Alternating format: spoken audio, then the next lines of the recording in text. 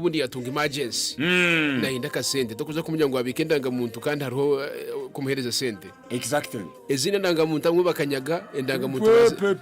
bazirigiraho kimwe bazirekera kimwe bagira ngo reka turuga ndangamuntu endangamuntu shanga umuntu wakaje sasa yagirwaho abwibanja kamukwata now hatiza barinda tuine issue ya zeno app zikugaba sente online umuntu nayimuka nzabarinda uri nayihora sente nibamo obe mitwara 3 oba 5 oba miliyoni hate natekaho next of kin nzabarinda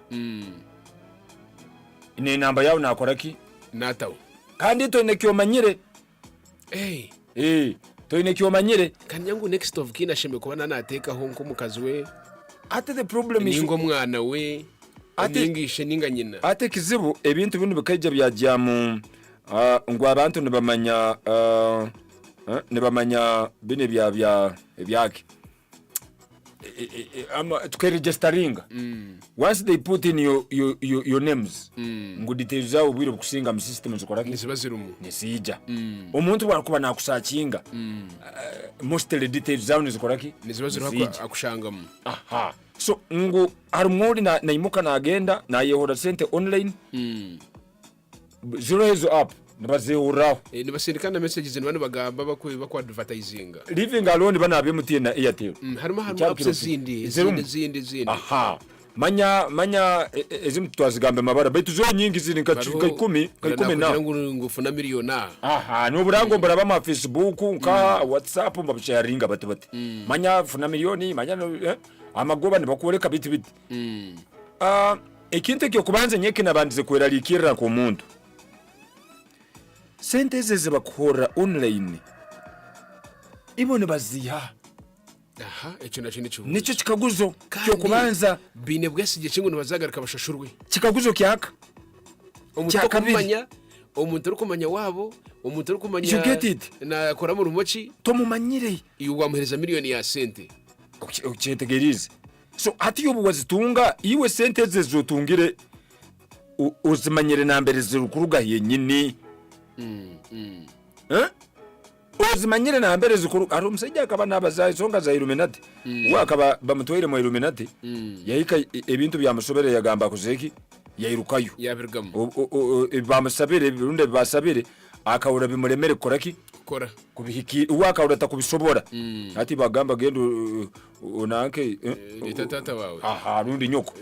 rundi mukazi rundi umwana wazari jwiri ino kumuturete ntwenda kumurya you get it hati nibye bintu bimunkebe now umuntu onu baru kumara kwehora loni namuno muna abasigaze mu inaka papo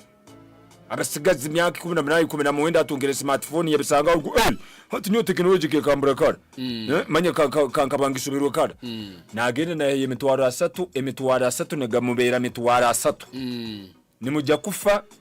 icyo kubanza nimujya kufa rundi mujya kubona habo kuba sente ziki kubanza timanyira zirugire nambere mumanyire kwehora sente nemanyaho banks zero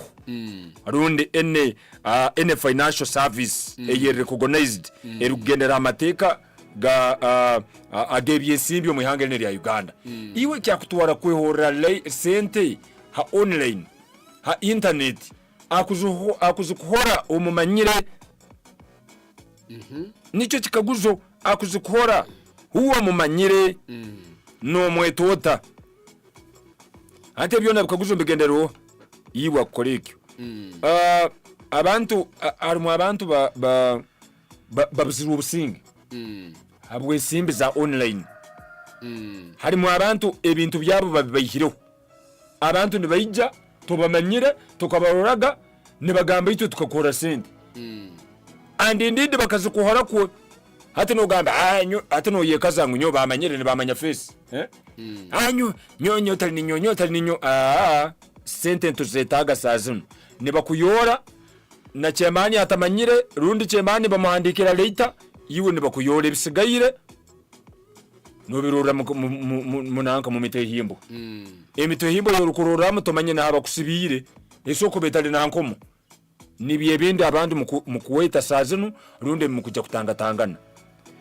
uburaba no manya toshobora gukora ukitungira sente zawe rundi utagenzere kwehora na mbere hakwikirizibwa kwehora mu ruga sente za online kanu kagendera inywe mu ruga sente za online borayo uze MTN manya Airtel that one is okay baitu mu ruga sente zikora Facebook mu ruga sente zibakora apps timanyire sente zinambere zikora ki zirukuru kiki kutanga basigaye bitu none ugira ngo yakugira mbabaze cikohereze sente zatarukumanya waso utine utagambire no utazimushabire really iwashanga hariya wagira uti niwe wasinde ko tubona na sente bazufutera ure yakugira mbabaze ki hati norekana bakutalibaniza no talibaniza na abantu abantu nibajya ngo Illuminati terho sazinu nibajya gutero sazinu nezunga sazinu limited user amekutu hijire bane box nanka bya sente bya sente nyaro page mu yumuntu nagireho kugamba nanka yasindikira friend request hati mbaza ndora kikekira ha page hata imulainiye nkasanga abantu manyandagaba nkasanga abantu biro bajaja now why should I be a friend to you tokwenda sente ezaki zizikumbuza ubusingi akusanga page yawe yona bagitagingireho arikwenda sente ejwire hebe bya Illuminati ejwireho bano basasi nkimanyisaki bakorekana na ranga wabo kwakushana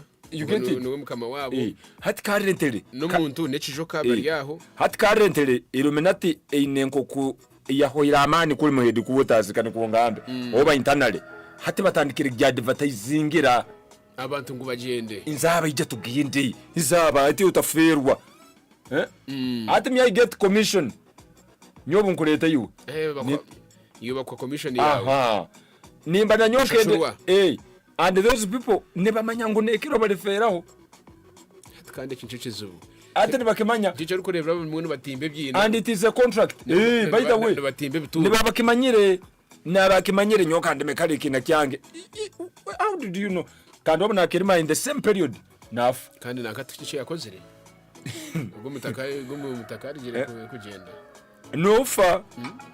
nufa umuntu nagamba ati kango uri cyine kandi imbe cyina munzika hanaha niho ndiko ati imbe cyina cyeye akitereza je ayembekaho nakaju bakiyumbeka hayona nikora ki nov shayona ninjye so kandi kibaho ebintu ebyo bingi Illuminati sazenu nerabya musente by the way even I'm sorry to say even a dollar is not a trustable note to a faith individual abasejja banywana baitu bana abajungu barungi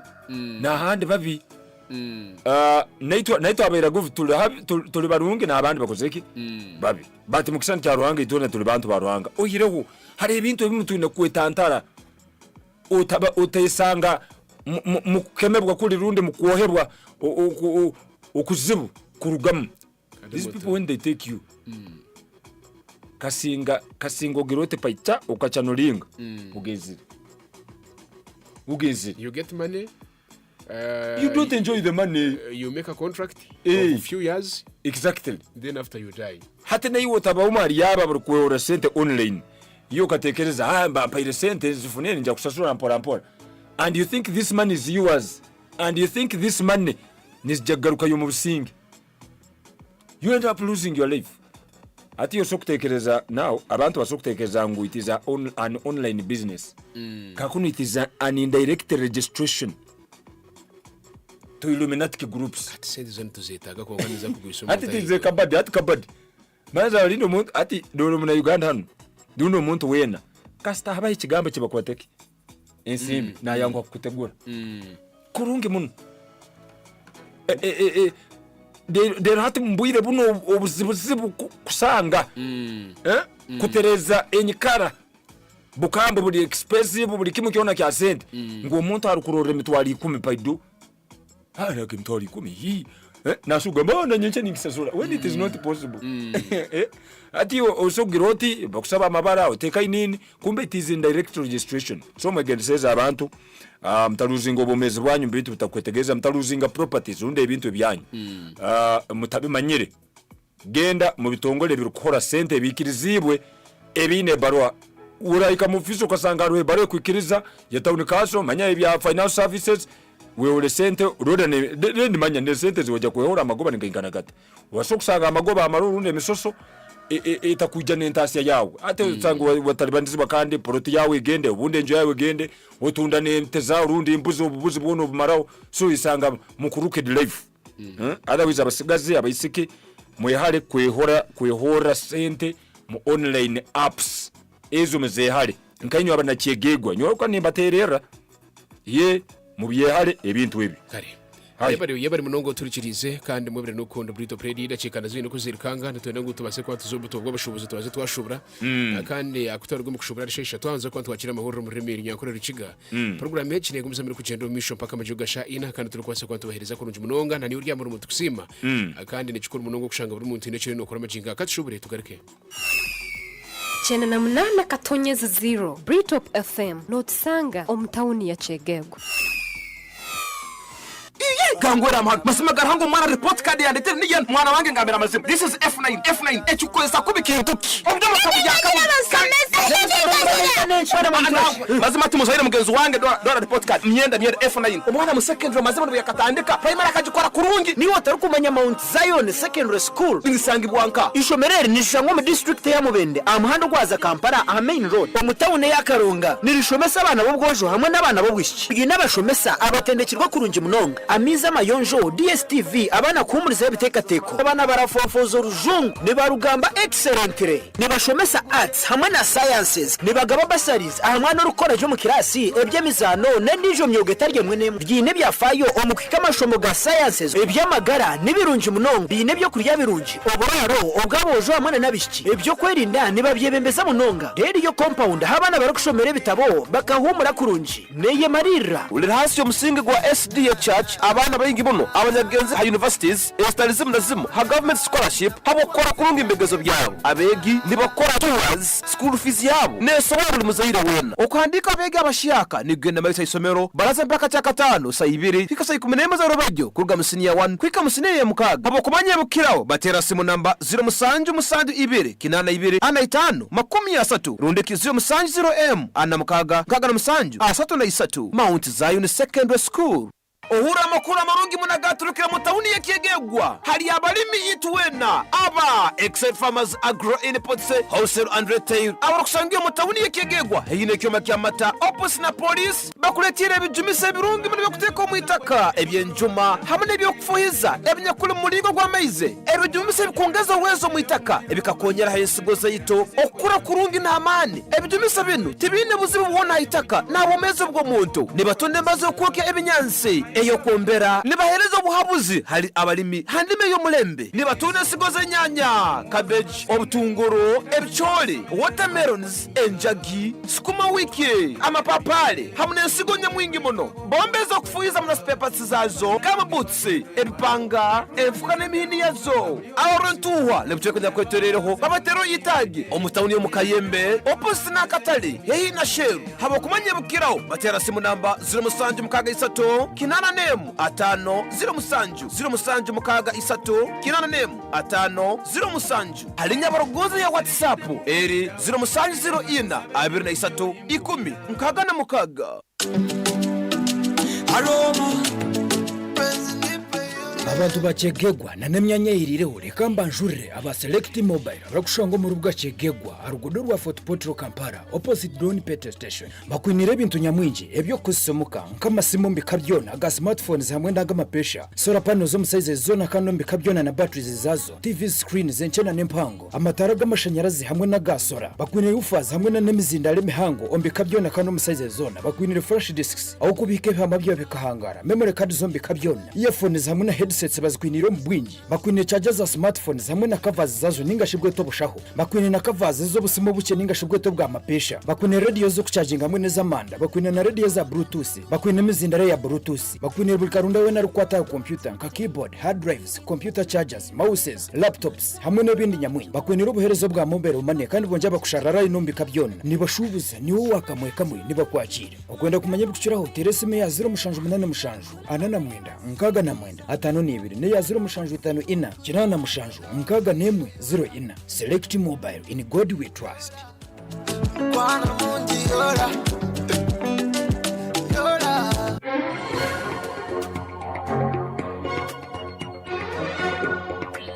agana amakuru muri nyakorera Rukiga ari 98/0 Britop Pharma echerezi c'abantu nega kwishibwaho ecyo kunywa cy'amatunda ku mucha drink shango mu maduka gona n'amatunda byo kunywa okwetero mu hengeri ya Uganda.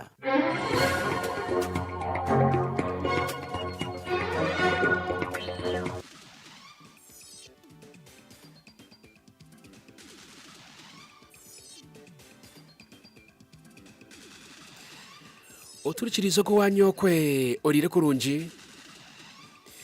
nishe ishatu zakasheshe n'amakuru muri nyakorera Rukiga yebere kunda Britop Radio omushomini banyetale ubeneza barinda abesi imbere kandi kurga omu bibina bitari bimwe na bimwe bitukana mu bicibina ekiri kwakanisa abo bushinyishengero obwa dokoro hanumu kandi kubasa kwano batebekanisa kugaruka mu akaruru kigumize muri cyoreka ngo base kwano boreka obutashemerwa kandi bwanyuma kugira ngo ino kubase kwano bateganisebwamo ona kandi bongo nibashaba kugira ngo mundo kashankaruka basa kwano katerwa kandi buri muntu we no kubasa gumiza amatari kuri baterwa bugabe bwe bitu kandi kugira electoral commission ekagumiza muri kubasa kwano tebekanisa kandi yagarika yatekayo abibyo kwerinda abakubasa kwano bemarira kandi kugira ngo mundo akaruka kabasa kwani katebekanisiwa kandi ngo katerwe kurungi munonga wari kumenyaka Ana Grace Lalama ona kandi ngo nawe narwo mu kibina tayine kibina cyari kurugamu abasegumiza mukana nawe ari kwehandikisa okugira ngo ubundi akagumiza nawe ari kubasa kuba natererwa akaruru ona kandi kurugiriro mbahango batari bamwe na bamwe bagumiza no bareka ngo akaruru ako nibenda kubasa kwani bakatebekanisa kandi katerwe kurungi atari munangwana no kugwera orubaju ona kandi cyo kibase kwanci baretera kandi kubasa kuba ne batunga abembeza bari kwetaga Ana Grace Lalama nawe no kwa being nominated as a candidate, I feel so happy and so great. It has not been so easy because I passed through a lot of intimidations from most especially the party where I'm leaning to. They wanted me to step down. So we have been living under fear. They wanted to arrest me so that I don't nominate. I've been receiving a lot of threats. That's why I am calling upon the Electoral Commission and the security team to give us security. As a woman, I should be allowed to compete favorably with the others. we kandi orukumanyanka hariyeti angeno kurgo muntu agumiza mar kugira ngo hona kandi babase kwandi bateganisibwa kandi abasakwana yerekana batahibe bamwesimbireho abo kugira ngo inoko gumizamo kandi bariko basa kubandi batekaho ehururu yo kuronda karuru bitu kandi mukuru batirana na eberagiro we angeno nawe hino kwagumiza mar kubasa kwana ashoborora ariko reka obu tashemererwa abweye ari kugira ngo hona kandi bashime kwandi babasa kwandi babitekamo amani okugira ngo ubunda karuru kakaterwa katari mu mizimibi nawe ati I was shocked yesterday that as we are preparing to be nominated, some of the other camps, they started to provoke our people. They didn't want us to pin our photos. Pinning on my photo, I have known they were using the government vehicles to tear my photos. This is against the law of Uganda. I am calling for protection. I am calling for equal treatment. I call upon the Electoral Commission. I call upon security. This is a woman by-election. Let us act like women. If there is any man that is coming to beat us, then that man is a woman. nukwe okobese kwa nabi shoborora kandi mu muringo guri kweshaniriza nkogo wana kandi kurigire byo byona nubose kwandi bebaho nero kandi babase kwandi beraganisa kubasa kwandi basiye abantu buhereza arimu kandi bukwatagirana ebyamagara amarwara marunji ebyo kwega utirukana n'imihanda emirunji yacyungu kibase kwankireta kandi entunguka omu district ya Dokoro kandi tiriho nangwana na ihangariona nabwo bari kushoborora. The message that we have is completing the work that was began by my late mother. Doholo doesn't have good infrastructures. Roads are very bad.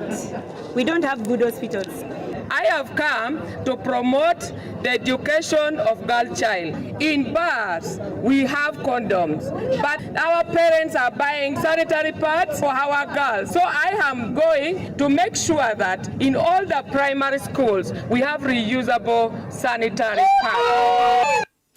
bitu kandi kuryari Patrick Jimmy Okema ogogo kandi niwe kagambirizi w'abasirikare b'ubwoko bwa polisi omuri coga y'amatemba agumisa muri kushobora kandi ariko reka nguti hino umuntu nomwe yebase kwa naye simba kandi akatwara umushango aha polisi ariko reka ngo nuko base kuba nateganisibwa agumisa kandi reka ngo polisi obwatetebekanise kurunje kurango base kwa nerinda abantu okuja ngo ndakaruru kandi bakabasa kwa bakatera kurunji hatari munango no bwateka mutwe eco ngo kibase kwa nchibiretera kandi ugumisa bakabasa kwa bahendera eji ehururu eyo kuronda akaruru onawe kandi Patrick Jimmy nawe hino kose kwa nakora mwira karyeye obwe kandi ati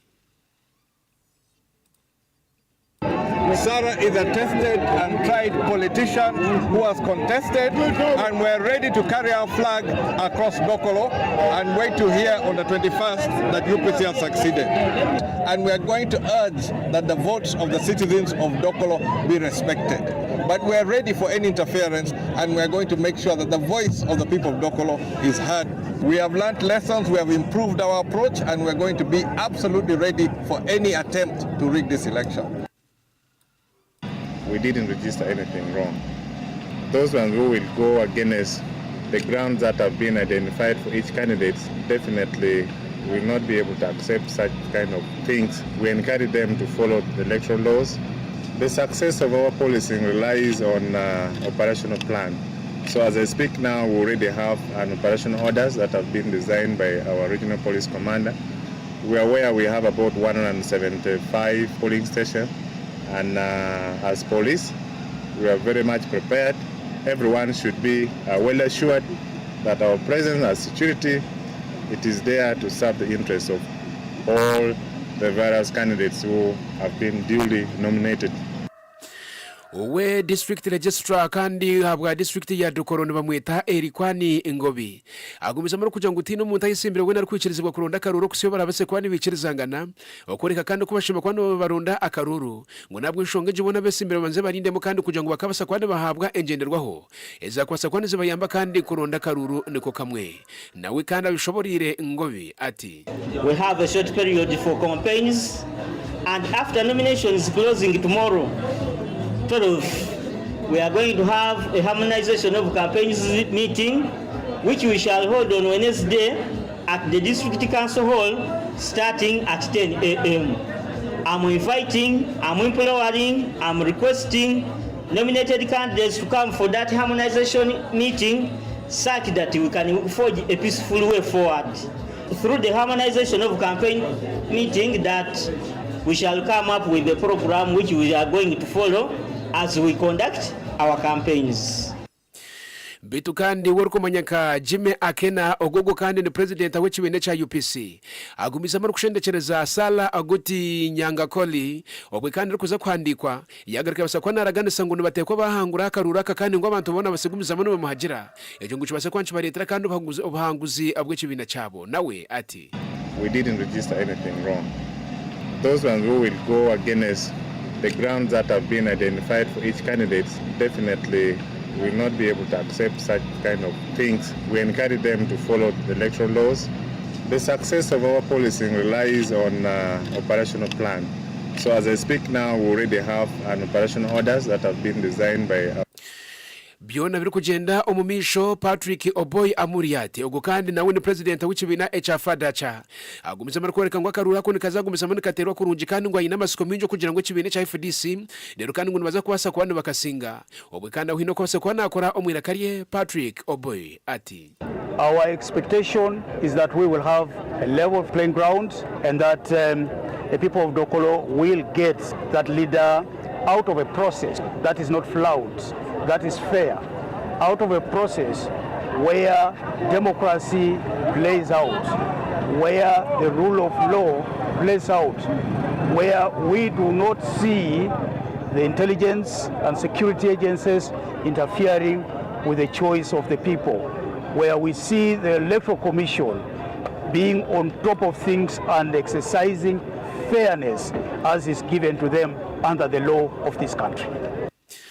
hona takomeraho Patrick Oboya muri hatagumizemo kandi yagaruka kwihanangisiriza government nangwa no kugishaba okugira ngo ekagumiza munesi y'abantu obuhereza kurungi munonga haza kandi kutari kugira ngo bundi abandi kwa kushanga baterera ekibina ekitari cya rwangisiriza ushanga ngo kandi babasa kuguma kandi baryo kwenyuma kandi asigara basigara nyuma nke koti kwe yakingune cyakabika hango ngo abantu bone bashobe ko batunga obuhereza kandi kwenko kucemerire we Patrick Oboy amuri ati nabwanshongeje hino kwa kuzira mwira kariyeye yagamba ati A government in power is supposed to serve the people. They should not use the excuse of having an opposition leader in an area for them not to perform. They should be able to perform. It's a constitutional duty that they must exercise to the letter. And so I believe that this is an opportunity for us to go around Dokolo to say to them that it does not mean that if they elected somebody who is opposed to the NRM, they do not deserve services. The people of Dokolo are taxpayers, and therefore the NRM must serve them. Ibura ry'amizi omuri Kabare municipality hona kandi na nebindi bicweka ebihetorire babasa kwandi basiya kandi ekiro cya mushanjo batine bizokwe ayibagumizemo kandi bari kugireba nk'inshonga nkuru munonga kandi yatandika kubaretera okuterwa umutwe hona kandi abataka omuri Kabare municipality bagumizemo boreka nkona kandi ombicweka byabo harimo kandi ecweka ekirikumange Chanamira utirukana na Chitumba aho kandi muri Kabare district bagumze no bareka ngo babase kwano baburamizo mugomborora ejeje ya Abubare hona kandi mu district edition na ya Rubanda ukona ngo basegumana basigara kandi kwe batine mizi kandi kigumizemo na cinci baretera kushanga basa kwano babonabonera omakagabo hona bakazombicweka byoku bagumze no bareka ngo kubura mizi kandi kibase kwanci bateganisa munonga ago kutekera abana babo no kogeza bashije babo imyenda hona kandi nangona no kunywa ebyinji byone bikoshandiza nkebyo hona base kwano bashaba government kugira ngo bunde kakunda ebateraho kandi gundi muhanda okora ngo bundi bakatunga kwe amizi hona nibatambura engendo ningwa munonga okugira ngo bundi bakakunda batunga amizi haza kandi ekidomora cyamizo kora ngo baza kukigura obwate kigari shingira 15 kuzashirinje 12 ekigumiza bune cyoreka ngo umuntu waburije ka center ko nakasente kirire y'umunonga ngutire kwa kwasa kwandi bamaraho kandi mu mbere kweshaniriza nkejo agure matsiko ogukana umushubuzi omucwere kecho agumisa mara kwerekera kimwe ngo bwate kandi kora ngo basa kwandi batunga mizi ngo no kubanza kandi kuzo mu bicweka ebyahari munonga ahagumisa mara kushaba kandi kugira ngo abeshonga za mizi bashima kubona babiteka mu enkito bakabasa kwandi bajuna kandi kwe abantu bokwe we agure matsiko nawe no kose kwandi ashoborora nawe ati people who are doing business are spending a lot of money. They use border to go and fetch water a long distance, meaning they are using more money to just receive water to their places of abode, places of business, and that is very, very unfortunate. If you find that the ablutions or the toilets, the urinals, they are not clean, the likely consequences of that is even having a problem of diseases. What is the position of the political leaders? When we have such a kind of challenges, people that should stand with us are basically the political leaders, because it is their role to oversee the service delivery within their areas of work. Bitu Samu arinitwe kandi guno wentebe yakashato mu Central Division mu gicwekecho agumiza mara kugira ngo inshongeji abasekwane bampango munonga kandi ngo yabasakwane bateganisa haza ngo kandi nabanda abantu bari kushanga bineza kamina eziri kwandi zetaga mizi haza ngo noshanga kandi batino ko bakubasakwane bacikora bo kugira ngo tebine mizi agarishye kandi yaje ngo natangara munonga ubwanyuma y'ikitongore ekebya miza cha National Water and Sewage Corporation okushanga kandi batinde cyo kuba kubasakwane bateka bamano mukireka cye munonga nango kashanga bareta zatanka bakaziteko mutawuni ya Kabare yaguza kwasa kwani zihereza kwe abantu amizi we Sam nawe hino kwasa kwana akora umwiraka ari kushoborera kandi nawe agumize ati turamanya ngo amizi gago magabuzire na muno abantu barakozesa ibihoro ningashe kamena zire aha system ya sewage barakozesa ubujage ibintu biratambura bronze so tuza ku experiencinga ingashitoza kureba okwigara kwa sewage lines kandi naco kibase guteka amagara y'abantu hakangaratera konka no kwigaba National Water kugira bongeze mu ka speed nangwa na habas kakuzaho umuringo gora basa kurunda ikitwita muri reserve tanks kugira ngo ibintu byabagaho ezo reserve tanks zibase supplying abantu umukugambaho kandi umunyamakuru witu ari kugambana na Patrick Otim ogogo kandi nuwe corporation manager kandi habwa National Water and Sewage Corporation agumiza markoreka ngu barino bateka mamani minji munongo kurango bakabasa kwandi bateka hebyuma kandi byakwasa kwandi bisindika mizi okugiha kandi muri bunyonyi ngakabasa kwandi gakira kimwe kandi kwe omutawuni eyakabare nangona na ebindi bicweka nawe kandi Patrick Otim hino kose kuba nashoborora anshonga yamara kubuzibwa nawe ati we got one of our motors getting damaged, which is a high-yielding motor. Currently, we are running at 40% capacity, using the slightly smaller pump to produce water for the town. And this 40% production capacity is not sufficient enough to meet the current demands of the town. But the technical team is on ground. We received a new motor. They are fitting it. We were able to handle the faulty power line from the transformer. We believe this was also one of the causes. But this has been mainly attributed to the fluctuating power. Ibura ry'indangamuntu ribase ko leta y'abantu kandi ukure mwakubasa ko bagendera kimwe ko yandikisa obwe kandi abo aba NRM omu district ya Nakaseke iki kandi kibase ko kibaho kandi bwa nyuma yo kushanga batina ndangamuntu abinji haza kandi gihururu ya tariki 2013 kandi kuba negendera kimwe paka izuba rya Sande ebiro 17 okwezi kwa kashatu mwaka nigogo kigumiza mu leta y'abantu binjo kushanga kandi bagumbiza amaro kubasa ko boreka ngo tibine ndangamuntu kandi tino kuba kubasa ko baza omu kikorwa eco ko yandikisa district ya Nakaseke nemo muri yezo districts mu Uganda ezigumiza muri zone cyebwa ko kuma bwo kushanga abantu batine ndangamuntu zabo haza kandi kigumiza muri kibe cyakabika hango munonga ecyakwisha kandi kuretera abantu abamo kushanga kandi babasa kwandi baremwa okubasa kwehanditsa kandi kuja kugira ngo bokatera karuru we Muhammadu Bukenya yiga hona kandi oguna kwanaka umuhandiki abwa NRM agumiza muri kuja ngo gishonga base kwandi bagicondoza kandi bashanga kire cyabuzima abantu kandi muntu we batine ndangamuntu nakace haza ngo kandi eco na cone cyaka kahango munonga uwe Kenya nawe hino kwashoborira nshongeji ari kugamba ati ekizibu kye tufunye muntu abantu balina nini atenga ye requirement esinga je tusinga okwetaaga okuvanti omuntu yewandisa okubeera mu kibiina kyaffe nini tebazinda nti olwokuba amanerenda azibe basigaza ndagamuntu zaabwe naye tubakubiriza tubasaba bakwate ndagamuntu ezo baziddiza abantu basobole okwewandisa bakwate securities endala we kandi rukumanyanka kabuye chofa togabye ogugu kandi rukona ka state minister abwa Kampala metropolitan abwishonga zokwe agumisa mara kugira ngo nekikuru munonga okora ngo bunda abantu bakagumisa nibehanditse ngo kana azagumisa mara kwasa kwa nazombicwe kapitali mwe na bimwe arimecwe kandi cyatayire echa kiwoko town rero kandi kiri kushangwa na kiri kushangwa mu gomborora hamwe na egomborora ya Chikamuro omu district ya Nakaseke okungo base kwandi bashanga kandi abantu bari kuremwa kwehanditsa abo kugira ngo tibine ndangamuntu cyagumize mukana nawe ari kujumbira ari kugira ngo kandi cone cyakabika hangu munonga ona nawe hino kwagumizemo ari kushobora hanshonga ati tinewunyiza mbadde buli jonsi bachogenenga simanyi gravity yakyo nendo zakati ebimu ku bya prime minister byatusindise twetegereze bye bino kati ensonga yo naye tugenda gizayo mu cabinet tulabe naye ndagidde abantu bano babawandiike naye bakiteekeko nti ono talina national ID ye manerenda yagitwala we tugenda osobola okukola eki okusalawo kakati eno nakyo kireflectinga nti naye natuka ku national election era abantu tebajja kujja kubanga national ID zaabwe bazikoze eki bazirina kati ndowooza katuddeyo tukikolereko decision nga cabinet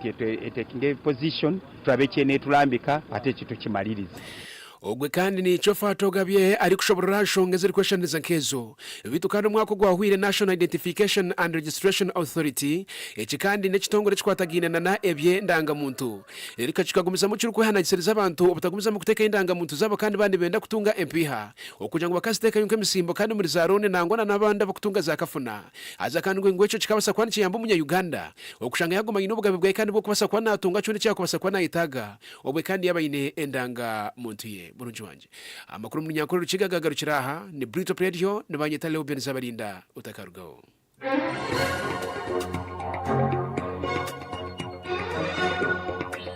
wabuhurikiriza amakuru omuri nyankuru rukiga ari 98 Brito Pharma echerezi cy'abantu gabanira kushibwaho eco kunywa cy'amatunda kumbucha drink kishanje mu maduka n'amatunda byo kunywa gona omuhengeri ya Uganda